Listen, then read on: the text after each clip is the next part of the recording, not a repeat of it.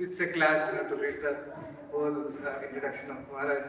So I'll just take courage to speak. So His Holiness Bhakti Vasudeva Maharaj is an initiating guru within the International Society for Krishna Consciousness, as well as is the member of Spiritual Advisors Bhagavad Assembly, a partner of the Governing Body Commission. So His Holiness Bhakti Vasudeva Maharaj, Swami Maharaj, has spent over 35 years as a monk in full-time service for propagating the message of Krishna consciousness all over the world. So he joined ISKCON in Lagos, Nigeria in 1984, and he was initiated by His Holiness Bhakti Tirtha Swami Maharaj in 1986. So he has steered many projects in the early days of the movement in West Africa under the order of his future master. Namely, in only a few months after Maharaj's initiation, he became a member of the management committee and later the president of Lagos State chapter of ISKCON, where he oversaw the temple construction of ISKCON Lagos. In 1990, His Holiness Bhakti Vasudeva Maharaj served as regional secretary for Nigeria and the West African sub-region.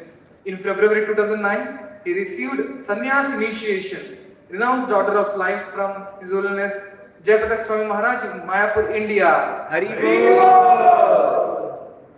Since then, he has been traveling all over the globe preaching the sublime message of love and devotion to Krishna. He possesses the very unique is that our philosophy of Gaudiya Vaishnavism, Maharaj presents it to the very elite class of scholars, philosophers, and the teachers of the whole world in many universities. So one of the many roles Maharaj has undertaken in his devotional life to foster profoundly personal relationships with his young mentees, whom he guides in their spiritual and professional journeys. His Holiness encourages young devotees to be grounded in spiritual practices while developing their professional skills for a sustainable Krishna conscious future, individually and collectively. Maharaj has touched, inspired and transformed many lives. Maharaj is also very well scholared and has read many of the books to present Krishna conscious philosophy to many of the universities, especially Maharaj holds a PhD in Applied Management and Decision Sciences from Walden University in Minneapolis, USA. So it adds to his credit more than 35 publications Maharaj has presented in international, academic and peer-reviewed journals. Maharaj also incorporates Vaishnava Vedanta philosophy into mainstream secular academic models and proposes creative and spirituality-based solutions to current socio-politic management and leadership programs. So Maharaj also received many of the awards from ISKCON Society. Is regularly invited to present at major international conferences across the globe. In February 2005, he got invitations to present his research reports at 5 academic conferences in the United States, and afterwards served in ISKCON of New Jersey as Pujari while continuing with his academic preaching. Later, he became a United States citizen by naturalization. Maharaj travels to educate diverse audiences on the values of love, peace, unity and diversity, self-realization, social justice and positive change, community development, conflict resolution, organizational leadership. So there are many, what you call research papers Maharaj has published. So it's our great honor that Maharaj has taken out his time. He's come here. So the papers that Maharaj has published on the international level is so unique that people, somewhere on the other side of the globe, for the references when they go through the papers that has been presented by the Maharaj, they come in touch and understand how deep and valuable the Krishna consciousness and they are connected to Krishna consciousness. It's so encouraging for us to see this. So let us all welcome His Holiness Bhakti Vasudeva Swami Maharaj by one time loudly chanting Hare Krishna mantra. Hare Krishna, Krishna Krishna, Hare Hare, Hare Rama, Rama Rama, Hare Hare. So those who need Hindi translation, our Hemang Haldar Prabhu will be doing. So requesting those devotees who need Hindi translation. translation to please sit with you. Hare Krishna. Jaya Radha Radha Jai Radha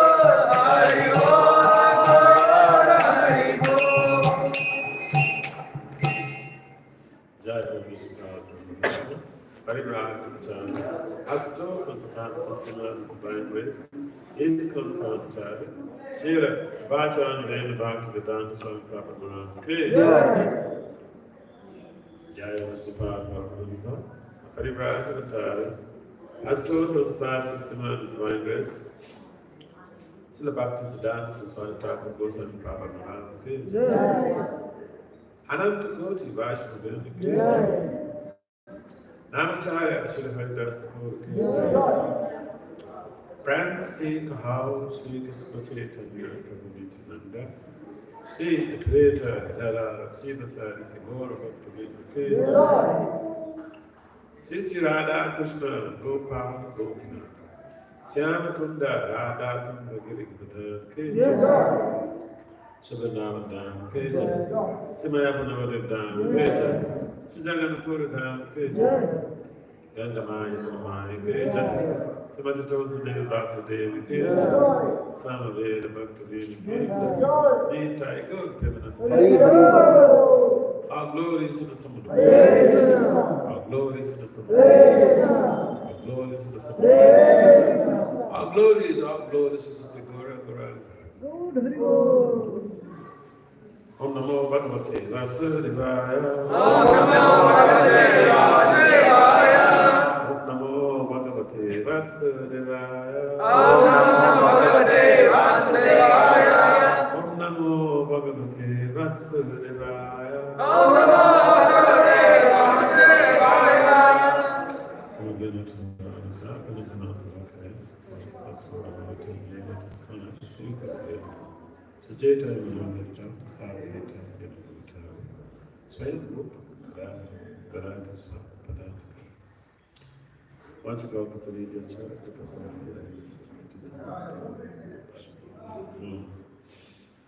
Vanda Sri Krishna Chaitanya, Nityananda Sagovika, Bhagavata Prasthata, Chita Chaitanya, Jaya Sri Krishna Chaitanya, Prabhu Nityananda, Sri Advaita, Sri Vasudeva, Hare Krishna, Krishna, Hare Hare, Hare Hare. Namo Vishnu Padaya, Krishna Gosvaya Bhutale, Srimati Bhaktivedanta Swami Nityananda. Namaste, Saraswati, Gaurava, Nikitani, Adeva Sesa Sandhivadi, Asachara Satara. So, I was requested, or I was instructed to give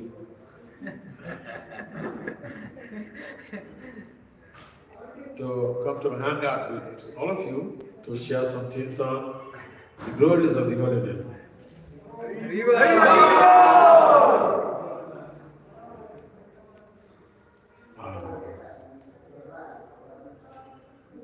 So, the Holy Name, the culture of the Holy Name, the distribution of the Holy Name, and the chanting of the Holy Name. This is the main business of the devotees of the International Society for Krishna Consciousness. Our life begins with chanting the Holy Names. The middle of our life is chanting of the Holy Names. And at the end, we are expected to remember the Holy Name, to chant the Holy Name. So, what is the motivation for this? Why we have to do this? Because of the unlimited glories of the Holy Name. So when we talk about the glories of the Holy Name, in fact, I was searching through the database, and there was a specific chapter in the second chant, which is derived from the sixth canto of the Srimad Bhagavatam, what chapter is that? Chapter 2 of the sixth canto, about this, all of you, I will not say all of you, I have not conducted a study. Most of you, I'm sorry. Because if I say all of you, then it means I've conducted some research and I'm making some conclusion. I did not conduct any research, so I cannot make a generalized statement. All of you is a generalized statement. So I would say I would prefer to use the choice of many of you, or more than a few of you or a number of you like that.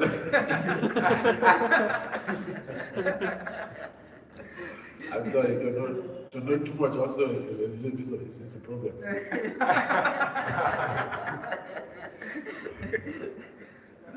So, many of you are conversant with the story of Ajamil when we talk about the glories of the Holy Name. Ajamil was a person who traded on the part of Bhakti, traded on the devotional part, or was involved in some sadhana practices, devotional practices, spiritual practices. And he has some problems. So when he has some problems, like literally fell off from the path. And when in the process of raising the family, he named one of his children, one of his kids, Narayan. Is that correct? He named one of his kids Narayan. Jamil is very smart. You know, a devotee does not need to be very smart, you know. So he named one of his kids Narayan, and you see, names of Krishna or names of Vishnu in India is very common. And that is why even today I was mentioning to some devotees I met, we went for a meeting with some, some devotees in Bangalore here. And one of the things I was speaking to his friends and his family members is about the glories of being born in India. Being born in India is such an auspicious occasion, it's an auspicious event. Yeah, many people are born in India and they are not exposed to the Vaishnava culture. Still they're lucky because at least they've been exposed to or some understanding or some leaders of Krishna right from childhood. In India, it's very common if you give an Indian gentleman Bhagavad Gita, you say, oh, I know Bhagavad Gita.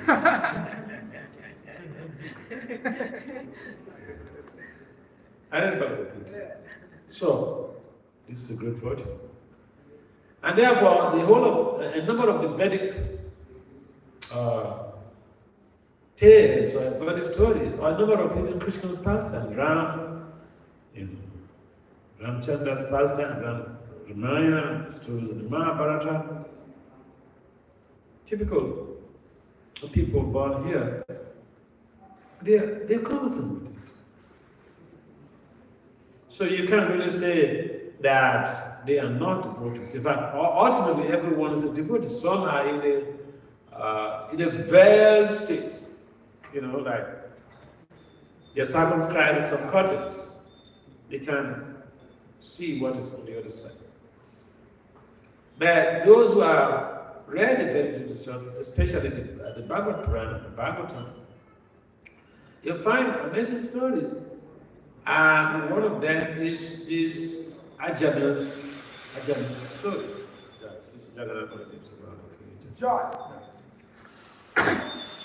And Ajamil, or how do you pronounce it? Ajamila? Ajamil. I'll make a request. I'm sorry. If you have a phone, help us to put it on you know what I mean.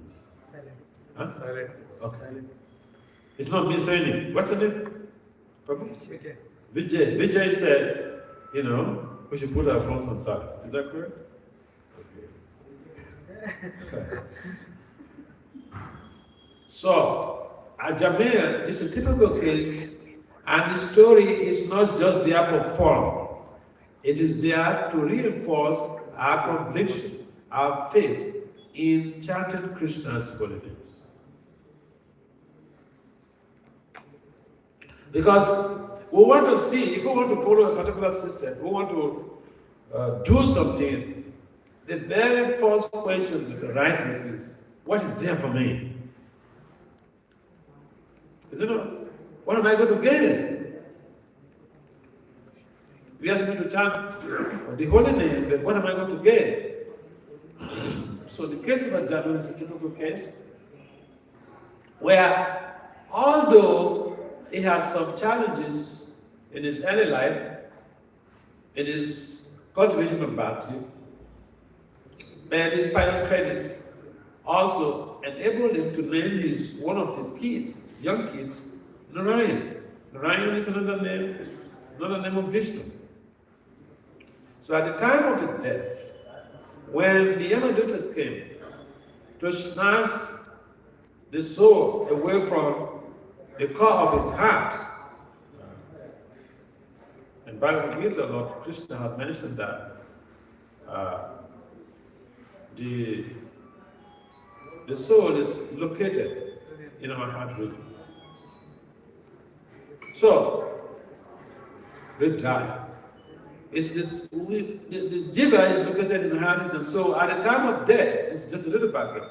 At the time of death, there are these Yamadutas, or the followers of Yamaraj, servants of Yamaraj, who come to take the jiva, or the living entity, the soul, to Yamaraj.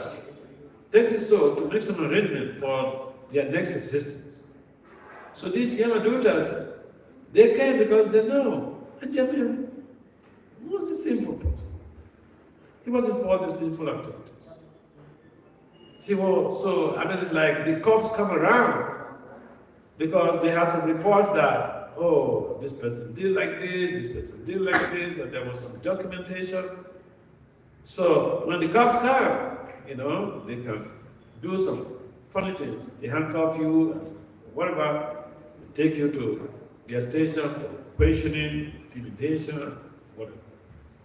And sometimes they put you in this cell to prepare for your next phase of existence. So the Yamadutas also, they were acting on behalf of Yamaraj. Yamaraj is the superintendent of death. He judges people when people die. The soul of the living embodied souls, they are brought before him for judgment. And he has his own secretary. What's his name? Maharaj? Chitragupta. So, you see, we may be smart, we commit some crime, and we have lawyers who can just, Papa would say, could juggle words and get us free us. And when you're freed when you discharge him from the court, it doesn't mean that he didn't commit offense, he didn't commit a crime.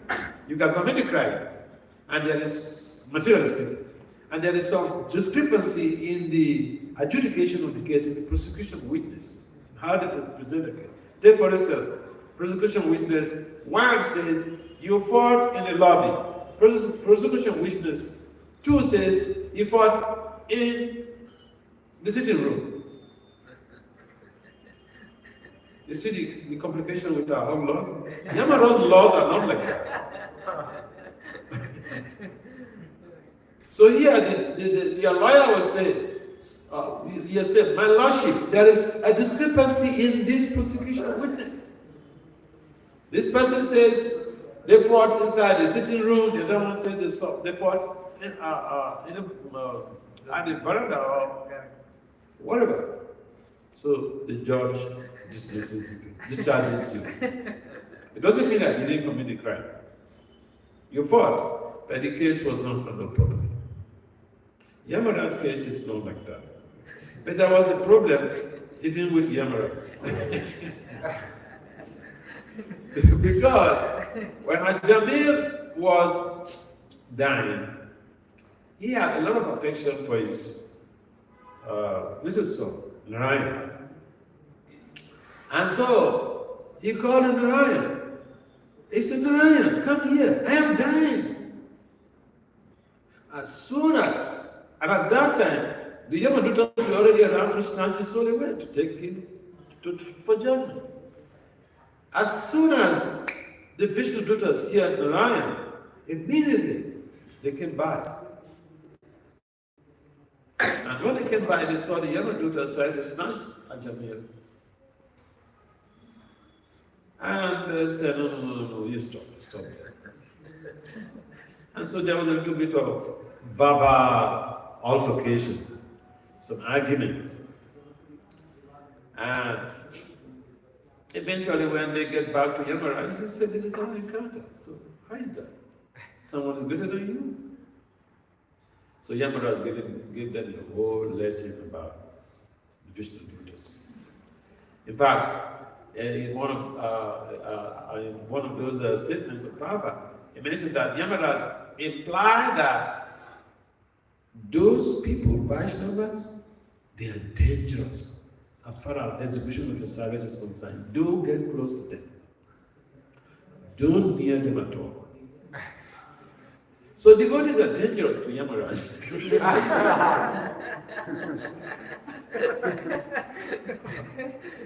What makes it dangerous? Because we are it's called obstruction to justice. The devotees become like obstruction to execution of justice being implemented by Yamaraj. And so he told the Vishnu Dutta and the Yama Duttas that those guys, I'm a devotee. No, just leave them alone. They're special people. And there's a lot of description there about the holy name. How, if someone chants the holy name, and there was a proper reference quote from the Puranas, how one chants the holy names, even offensively. In Ajahna's case, was such that he did not invoke Lord Vishnu, he didn't invoke Lord Narayan. He called his son. But Krishna's name or Narayan's name and his form, they're not different. And it takes a lot of pious merit, Krishna Punya Punja, to be able to even remember Krishna at the time of death. To remember Krishna's name at the time of death. One may argue that Ajahn did not really remember Krishna at the time of death. He called his son. So we can see the power, the potency of the holy names. I mean, it's like, someone does something without taking cognizance about the value or the importance of what they're doing. Or someone puts their hand into fire, and he didn't know that fire burns. Or he does not even believe that fire burns, but he put his hand into the fire, fire burns.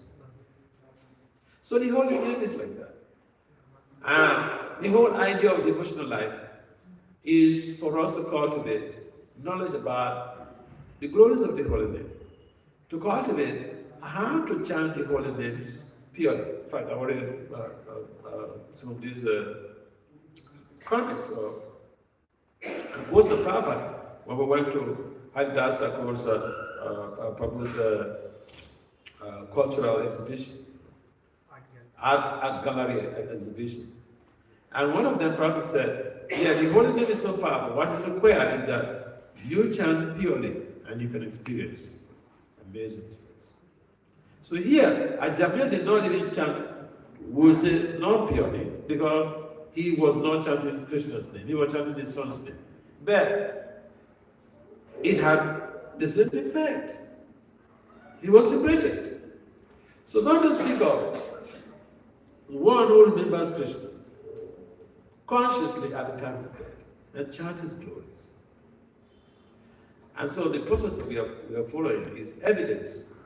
The glories of the process we are following is evidence in the benefits that Ajahn derive from chanting the holy name of the Lord. So when someone asks, what would I gain from chanting these holy names? The case of Ajahn is a typical example of how one can become salvaged from the ocean of material existence by chanting the holy names of Lord Krishna. Now, how many people here don't chant on daily basis the holy names of the Lord?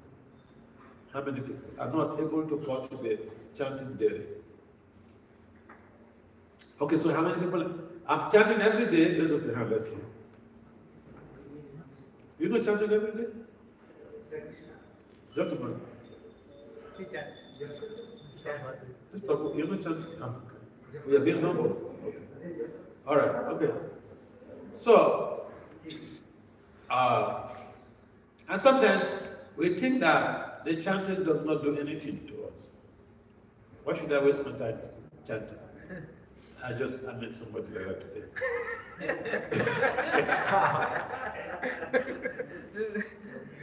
Yeah, sometimes we think, I've been looking for a nice wife for a long time. I'm trying to look for all this time.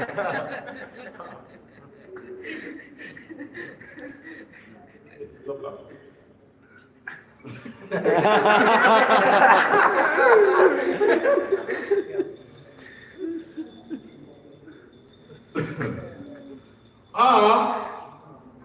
And I've seen people who stop chanting because they feel that they don't have taste. I remember I went to one temple one center in the US, or town in the US, the West Coast. And so I went to Portland. And then the president of that temple is a cancer doctor, medical doctor, specialized in cancer. And so the wife told me their daughter is not chanting. Their daughter stopped chanting. She's 16 at that time. When she was younger, she was chanting. So, but our process is there is no loss or diminution if even you stop chanting at a particular time. Krishna takes cognizance of what you have done. And you may remember Krishna like Ajahn remember. But we should not take a risk. Shall we take a risk? No. So, yeah. So you agree with that, we should not take a risk. It's unnecessary risk. Risk is what they can bear. This one is unnecessary risk. So, the mother of this girl told me, I should speak to her. So I said, all right. What should I speak to her about? She said, encourage her to chant. So she was there. The husband's mother was also there in the sitting room. So I was speaking to this girl. So I asked her, your mom is worried. Your father is the manager of this temple here. And so if you're not chanting, how is your father going to encourage other young people to chant? And so she told me something. She said, yes, she stopped chanting because she didn't have taste for chanting. She was not experiencing taste. Ruchi was not coming. So I asked her, sometimes when you're talking to someone and then the interaction becomes, just natural flow, questions also come, responses also come. So I asked her, okay, you are a young girl going to school. Do you have taste in going to school?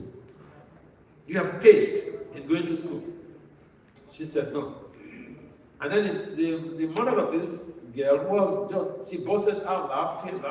I said, Mataji, why are you laughing? She said, Mara, you hit the nail on the head. I said, explain what you mean. She said that this girl, when she goes to school and comes back, she said when the girl goes to school and comes back, returns from school, first thing she does is to come straight to her room, to the mother's room, and chastise the mother heavily. You just sent me to school to go and suffer, and you're here sleeping and eating.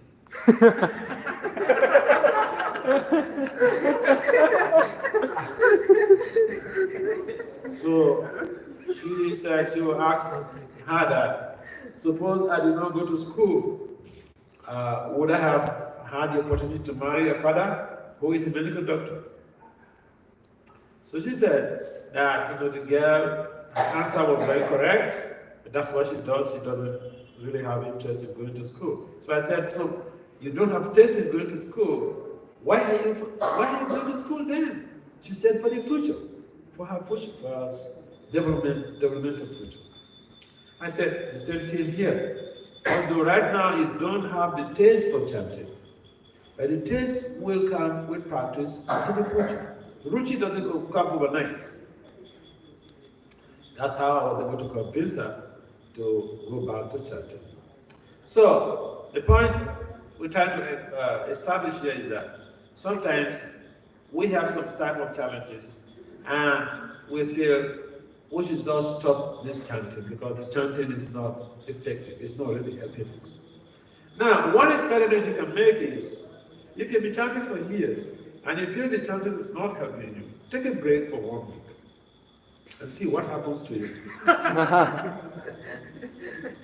Take a break. And you see what happens. So, the point is that the chanting works. It helps to purify us. It helps to raise our consciousness. It helps us in so many ways.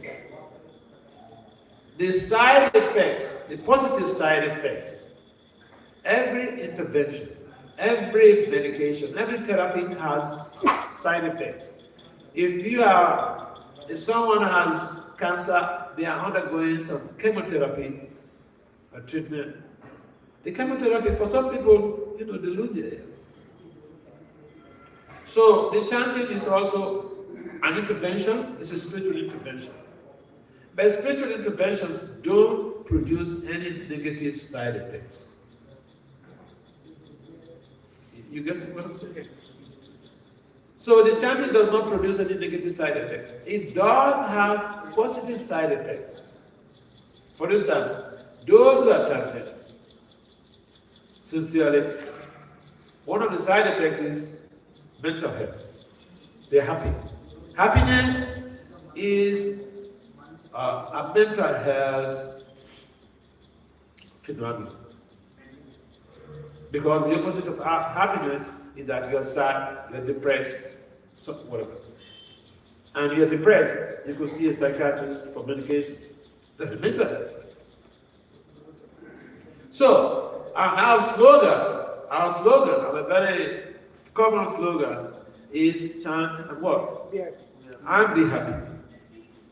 And yeah, when we are chanting, we become happy. And if you start chanting, you become sad. To attain Krishna Prema, which is the ultimate goal of the chanting, could be challenging. But these positive side effects, we experience it. The day you wake up to chant very early in the morning, you are just vibrant all through, going to work, go to different services, you are so happy doing everything. You become, very much inspired to do everything. The days that somebody or other, the mind takes control and says that you should not chant. They should just sleep all through the day. Or whatever. Those days you feel very unmotivated, you feel uninterested in doing anything, and you don't feel joyous within yourself. And so the chanting does help us in building or promoting mental health. Happiness. Happiness, we think it's just a simple thing, but people have to go for medication to be free from depression. They have to undergo so much of struggle just to have a leverage from depressive feelings.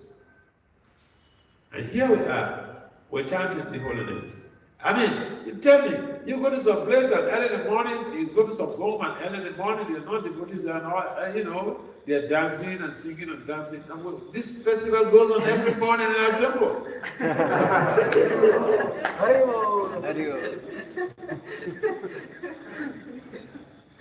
And sometimes people see devotees dancing, singing and dancing on the road. They think that devotees are taking some drugs.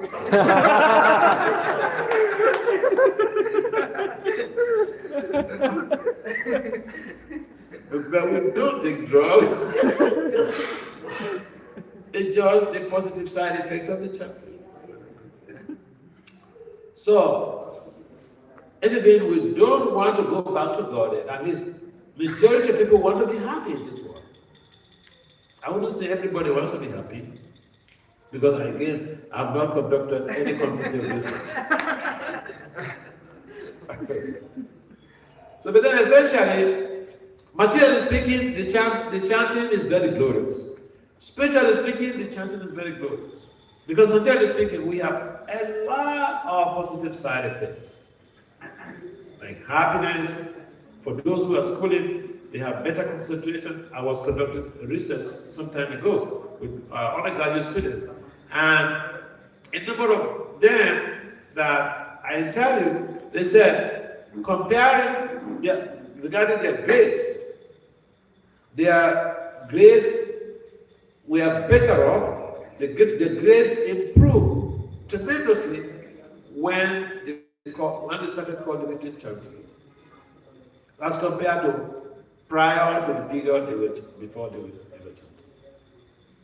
So, again, it's not like a storytelling. Experiments have been conducted, and one devotee, David Wolf, I think it's a proper example, he conducted some, David Wolf, is it proper example? The one who conducted a research the effect of the Hare Krishna mantra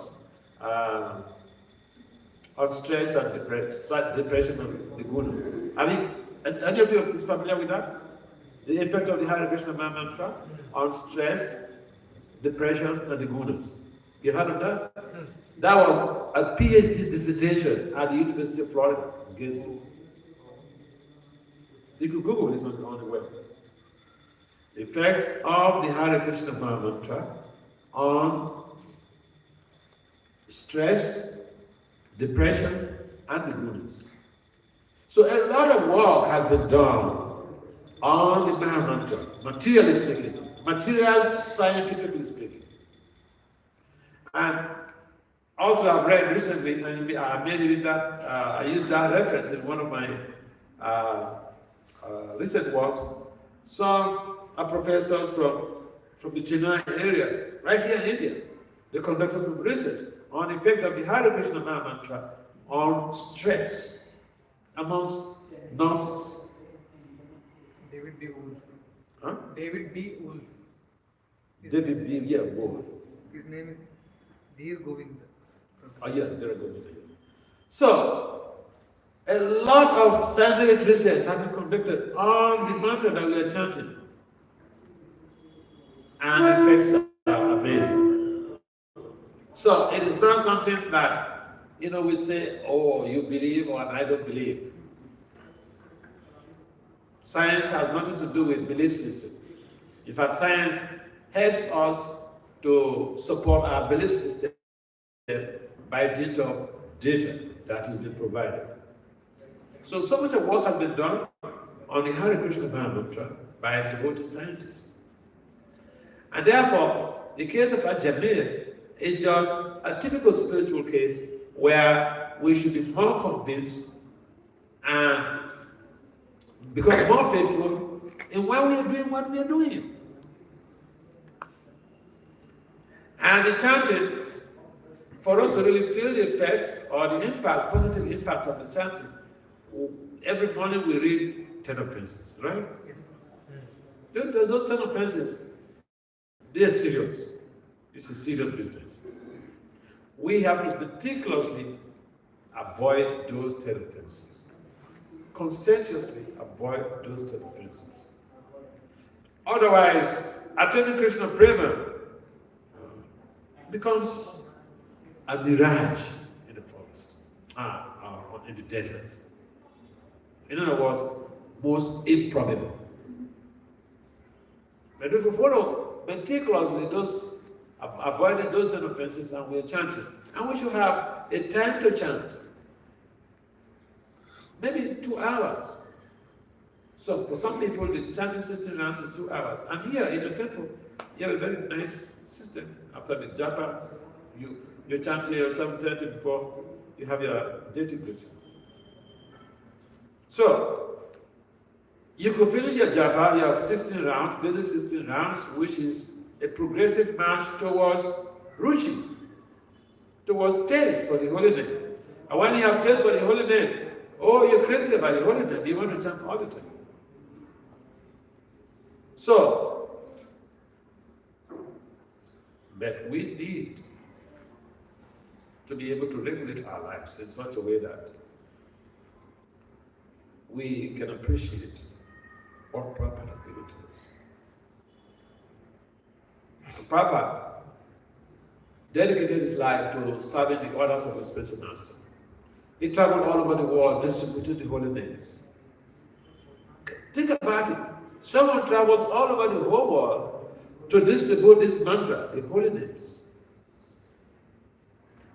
So that chanting the mantra or chanting Narayan's name, even not deliberately, saves someone.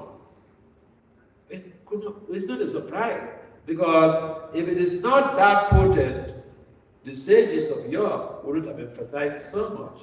Krishna wouldn't have emphasized so much. Krishna mentions that of all sacrifices is japa.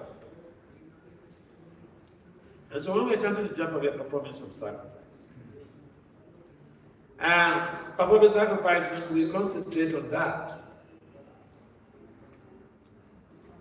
And just like I mentioned the other day, the chanting, if we really make it a priority in our lives, it creates a lot of positive difference. We just need to allot a particular time to our chanting process. And for the devotees who are living in the temple, you're lucky, at least in the morning, you have a chance to be able to chant till 7:30. In most cases, some of you wake before 4:30, before 4 o'clock. And so before 7:30, you have already finished the first 60 rounds. But you guys say first 60 rounds, because the 60 rounds, Prabhupada said, is the minimum. And so, but don't think that, chanting 60 rounds is even an easy thing, because some people are not able to make it. So it's not that we are chanting, we know we have understood the glories of the holy name, we know the benefits of chanting the holy name, and someone in the family is not chanting, and we become upset, we become angry. But, for one to come to this platform, it takes a lot of accumulated pious merit. Krita, punya. A lot of accumulated pious merit. Just because we are doing it doesn't mean that it's simple for everybody. So, the Bhagavatam, the 6th chapter, chapter 2, it gives us fundamental understanding now how this chanting is so powerful, and it can save us from the onslaught of samsara. We just need to practice how to be able to do it with devotion and with firm faith. It means that we need to understand what is Nama Prabhu, what is the holy name. Holy name is not different from Krishna. So suppose Krishna comes physically to you, would you be having time to do other things? Okay, I ask you this. If Krishna comes physically to you, would you put your phone before you and Krishna?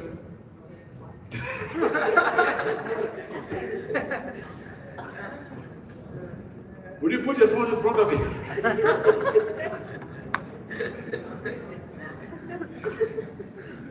Would you put your phone in front of you expecting some calls are coming? And Krishna is standing there.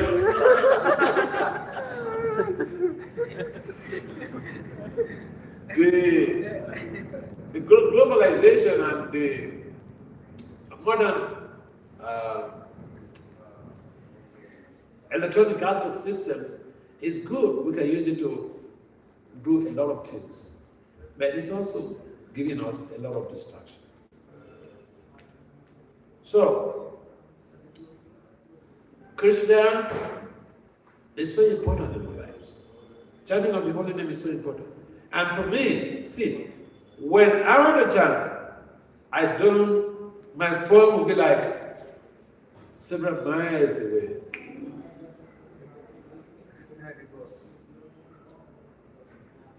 Oh yeah.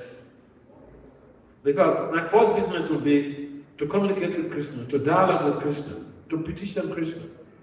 Every other type of relationship, any other type of call, remains secondary. So, we should cultivate the habit of the chanting in the morning as our priority, and chanting and concentrating as a priority. We should not think, oh, because I chanted inattentively and he got liberation. Well, Krishna Bhakta, Krishna is also there. So whatever I do, Krishna will come to rescue. And so when we conscientiously focus on Krishna's name, Krishna's attention will be invoked. Just like Ajamir chanted Krishna's name and he attracted the mercy of the Lord. So we are practicing. I will say we are practitioners of Bhakti Yoga, practitioners of chanting Krishna's holy name. You know what a practitioner means? You can have a law degree. If you do not practice it, you are not called a legal practitioner. You can have a medical degree. If you not practice it, you are not called a medical practitioner. You are called a doctor. There's a difference. Medical practitioner means one who is practicing medicine. A doctor means one who has a medical degree. A legal practitioner means one who has a law degree and is practicing law. You have a law degree, it's one thing. And you practice it. Because there are some people who have a law degree and they choose to become businessmen. Some people, I've also seen people who have medical degrees, doctors, they graduate from medical school, and they resort to business. They prefer to do business. And so it is important for us to understand, as practitioners of Nana, practitioners of the holy name, we have to give time to the holy name. And during that time should be exclusively for the holy name, for communicating with Krishna. When we chant it, it's like we are on the phone with Krishna, we're dialing Krishna. In America, if you're on the phone, even the children, your children at home, if someone comes, another member of the family will say, hey, don't leave, he's on the phone. It's so important. They don't want someone to disturb you. So when we are chanting, we should not allow external agencies to distract our attention. We should not allow external agencies to enable distraction from concentration on the holy names. Because that would prolong our practice to perfection. And to attain Krishna prema becomes a difficulty. The mantra works. It works for Jamil. And we can see evidently the result. It works for other folks. It's just that in most cases we have not realized how it works for us in amazing ways. But it does work for us in amazing ways. And so every time and every day that we come, we sit down to chant Krishna's holy names. We should understand we are on the phone with Krishna. And we shouldn't allow someone or anything else to distract us. After the 2 hours or 1.5 hours of your japa, you have the rest of the 22 hours for yourself. I remember, I don't know whether I told this story here. In Michigan, I had a friend, and he told me this story. He got married. He's an Indian guy. He came to India, got married to an Indian girl. And he took her to America. But the lady, she was not a Vaishnavi, but she follows Swami. vegetarian lifestyle and other things like chanting Krishna's name. No. So she was like addicted to watching movies till late in the night, reading newspapers till late in the night. So the husband kept petitioning her, to follow what he's doing, Bhakti. The husband at that time was also new in the Western life, so he was chanting 8 rounds. He was chanting 8 rounds. And then he kept petitioning the wife to follow, to chant, and all those things. So the woman thought, well, this is my husband, for better or for worse. I'm going to be with him. And what he's doing is perfect, very, very perfect for this family. So what is wrong with me that I cannot, I'm not able to build up my determination to help him following up with what he's doing. So one day she decided, all right, I must follow this. So she started chanting then with 16 rounds. So she was chanting 16 rounds for a pretty while. Husband was still chanting 8 rounds. So one day, she sat the husband down and then educated him.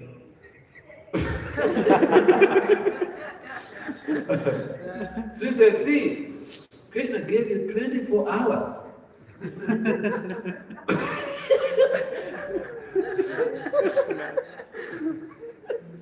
And now he wants just 2 hours from you. He gave you 24 hours free. He's not charging you for anything. And now he wants only 2 hours from you. And you are saying that you will think about it. That's literally what he implied, that you will think about it. I mean, it's like someone gave you 24 crore rupees. And he becomes bankrupt. And then he says, can you help me? My family is suffering like anything. Can you give me 2,000 rupees? And then you tell the person, I will think about it. He gave you 24 crores of rupees to start a business and you become very rich. So the wife educated the husband that, what you're doing is really miserly. So the husband told me, right from that day, he started chanting 16 rounds.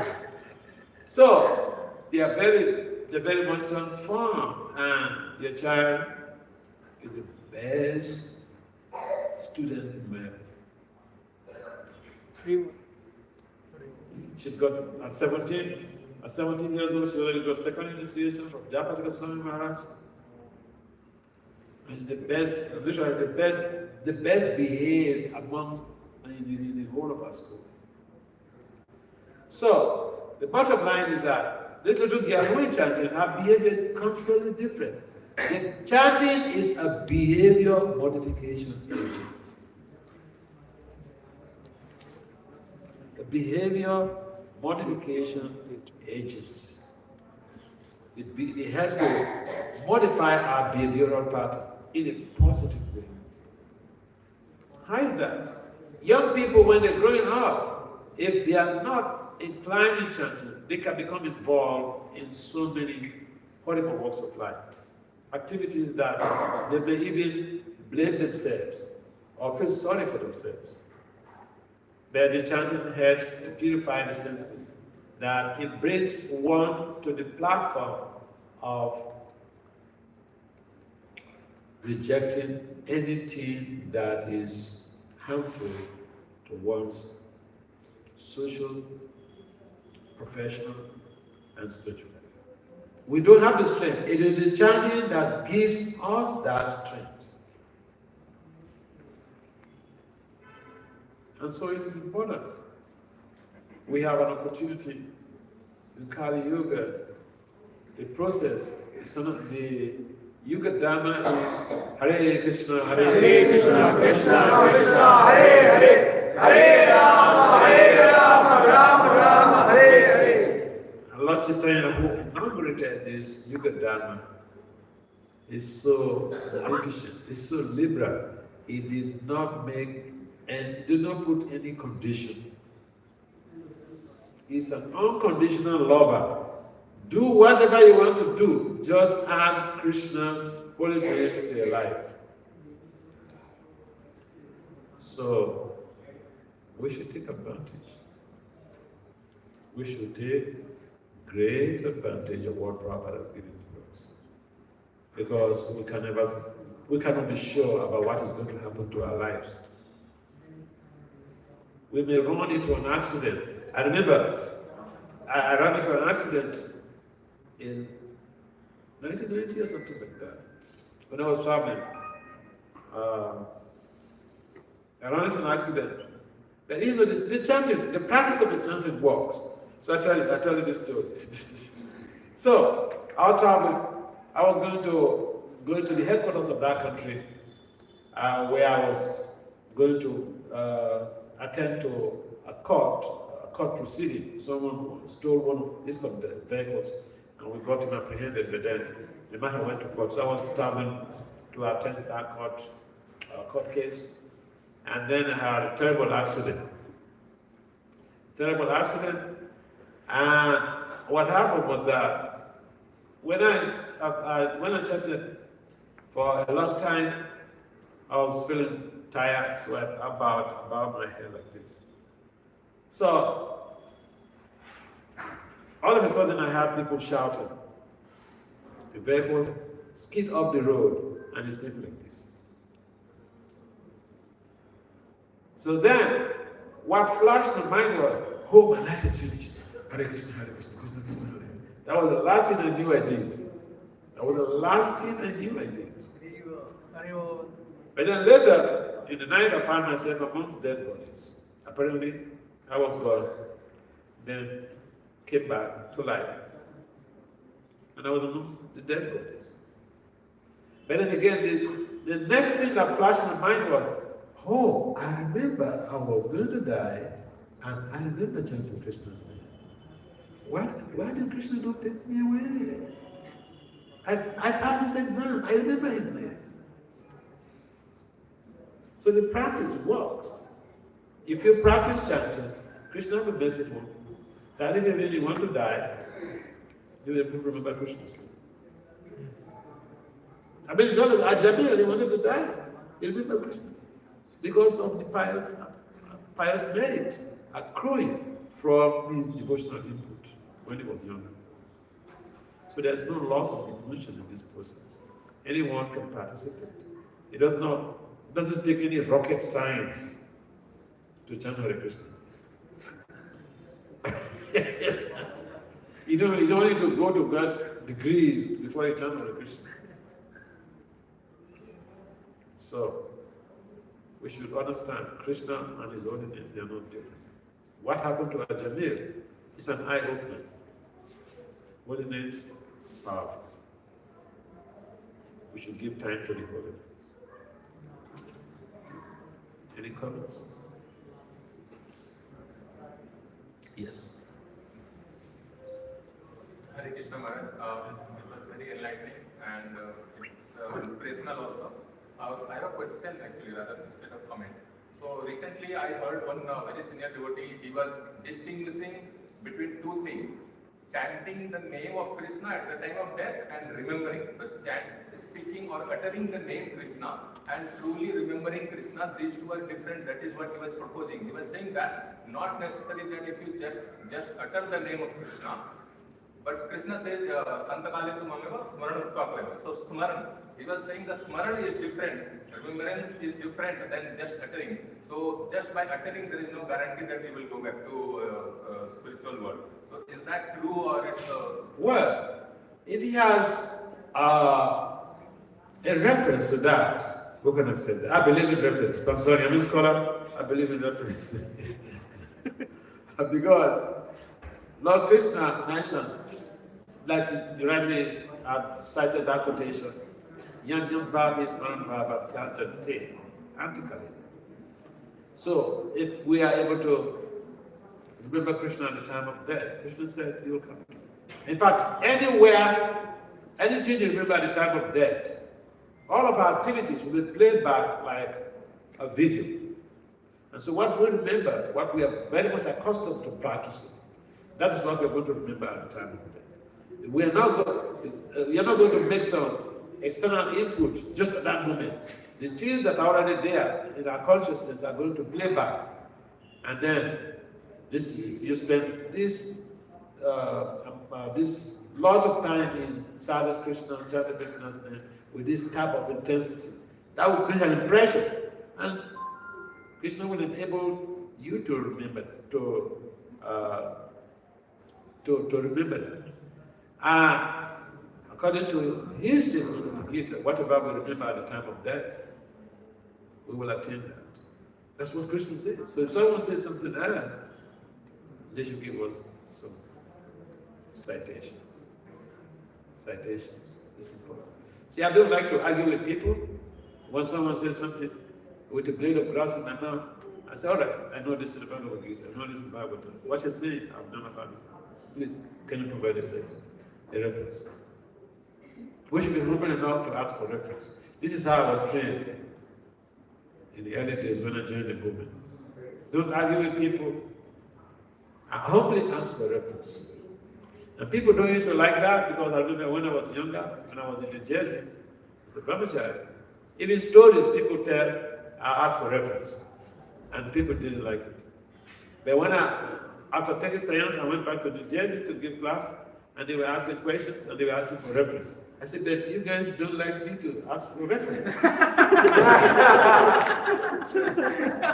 They said, you taught us.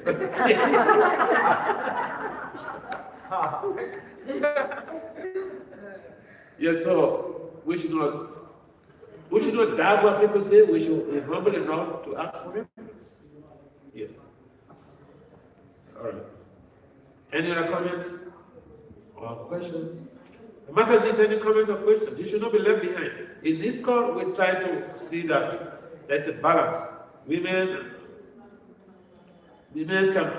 also will go back to God. That's what Krishna said in the Gita. Yes.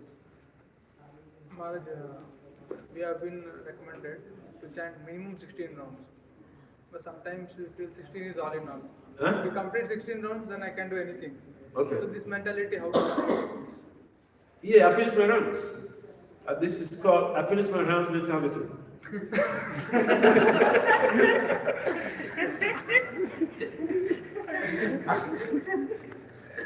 Okay, this beats just a bunch of problems chanting every time. So I finished my rounds. Okay, you go and rest. So, but Prabhupada said we should understand this the minimum. So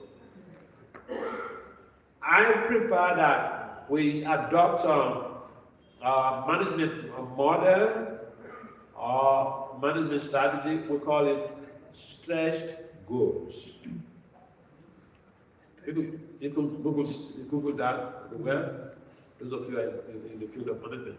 Stretch goals means that you are taking a vow to chant 16 rounds every day, as minimum. Now, you can never be sure. You may fall sick one day, so bad, so terrible, that you're not able to function properly. So then your 16 rounds, you're not going to be able to chant. So when you have stretch goals, instead of chanting 16 rounds, you're chanting 32 rounds, or you're chanting 28 rounds, or you're chanting 25 rounds, or 64 rounds, or whatever. So the day you get really sick, you fall down from your platform. You fall down to 16 rounds. So you have not disobeyed your guru.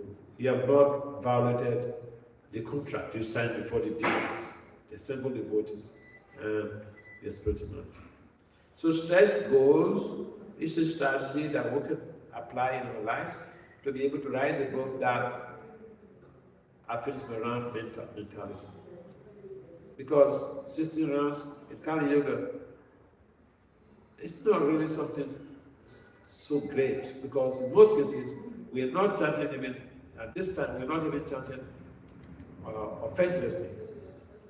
So it's good for us to prepare ourselves in such a way that if there is an emergency, if there is some health issues, or we get too busy one day and we're not able to meet up with the standard we set for ourselves, we may fall down to the 16 round. And that also, we are on the safe side. So, yeah, writing about the insisting on finishing around mentality is a challenge because it's like something, it's a general problem, number of people, And then some people, they just struggling. They're not regulated in terms of the times they wake up from bed or the time they go to bed. And so it becomes like when they finish the system, oh, I got a breathing space.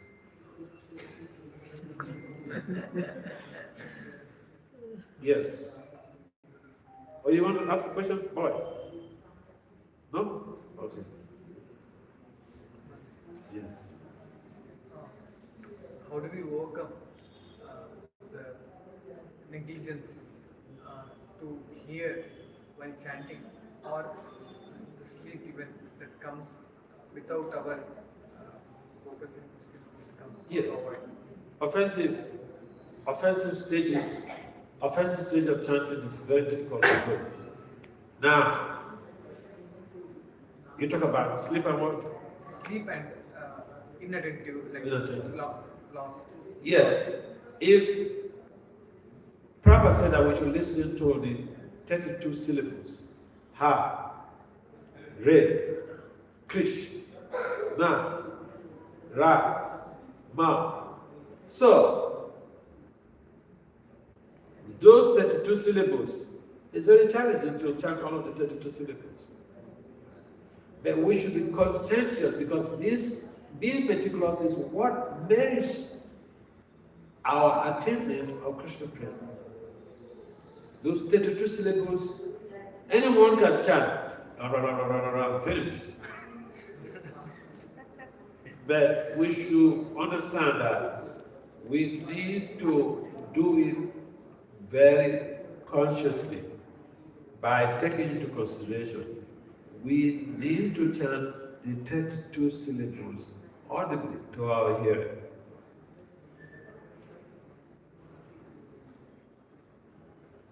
That's a challenge. These are little details. People sometimes they don't talk about it because, you finish your answers, I finished my answer. But these are important things we should consider to implement in our lives as sadhakas. The other thing is sleeping, if you're feeling tired, again, it's a general problem. Somebody just told me that his spouse has a problem. I said, what is the problem? He said, she feels sleepy in the morning when she's chanting. Feeling sleepy, you get up and walk. Yeah. See, that is why if we choose to sleep, to stay in our rooms and chant, we are inviting trouble, we are inviting sleep. Because, no one is there, you're not afraid of anything there, you're just by yourself in the room. You feel weak, you can just lie down in bed. What is the problem? But if you are in the temple room during the japa period, with somebody who is chanting, because there are other people there, so you don't want to mess up your life. So the remedy to feeling sleepy is that you get up, you pace your back and forth, and sleep goes away. We have a material body. We have a material body. So the impact of the modes of effect of the modes of nature, they are still affecting us. Sleep is one of them. Sleep is the mode of happiness. Yes. Morning Brahma Muhurta period is quite auspicious to chant the holy name. But sometimes I experience that morning is quite difficult, but in the daytime it is quite easier. So how is it?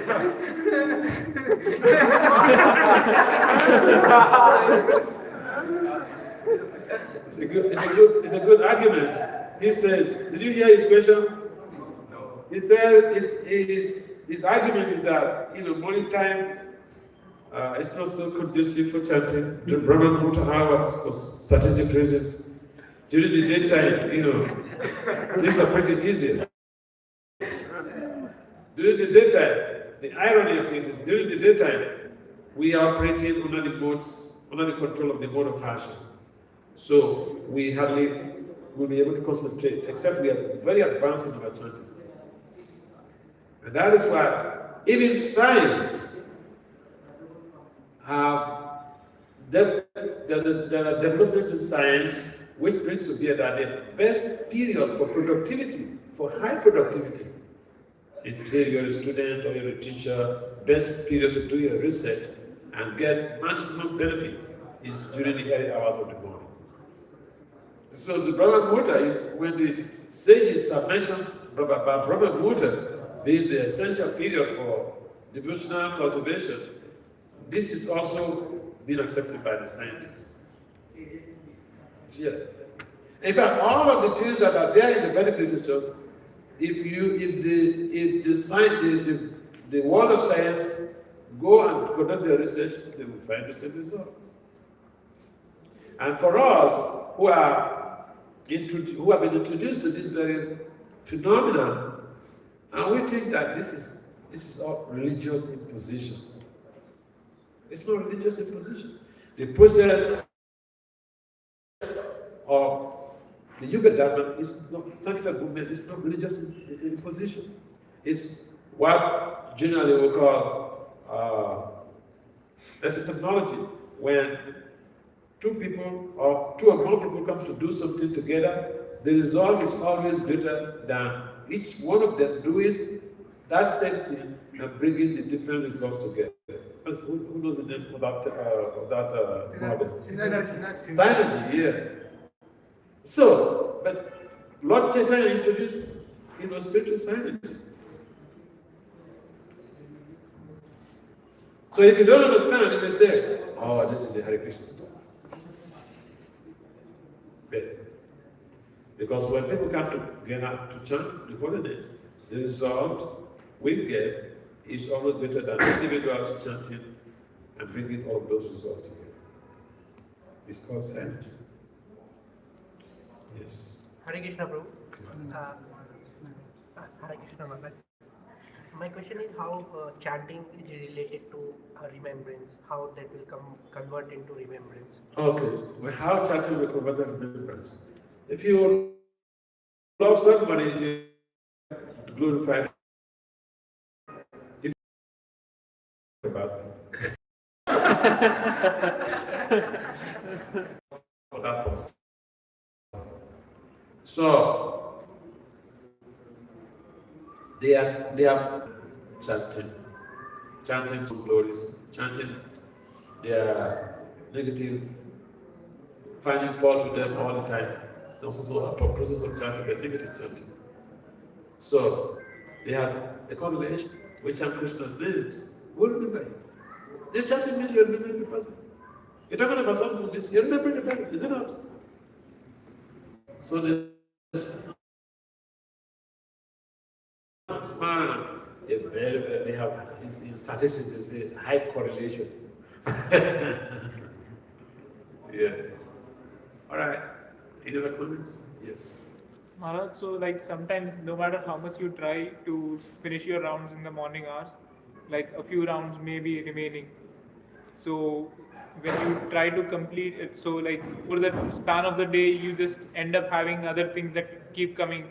So how do you try and finish those rounds in a way that they are effective to you? Because like I usually end up say like I'm walking towards the bus or something, so I chant at that time.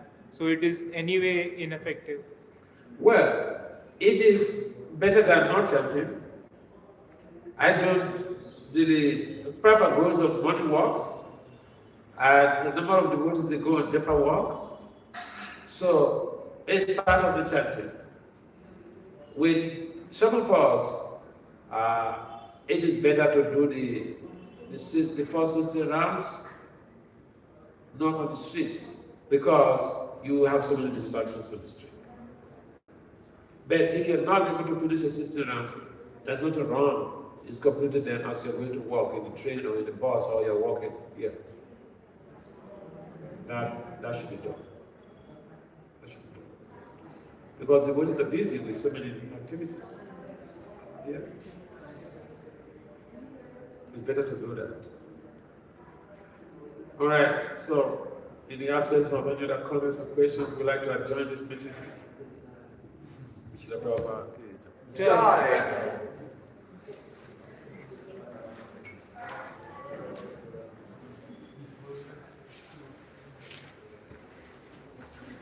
You didn't answer the question, right? Hare Krishna. So let us all thank Maharaj for his gracious association by one time lovely chanting Hare Krishna mantra. Hare Krishna, Hare Krishna, Krishna Krishna, Hare Hare, Hare Rama, Rama Rama, Hare Hare. Hey, come here. Got it.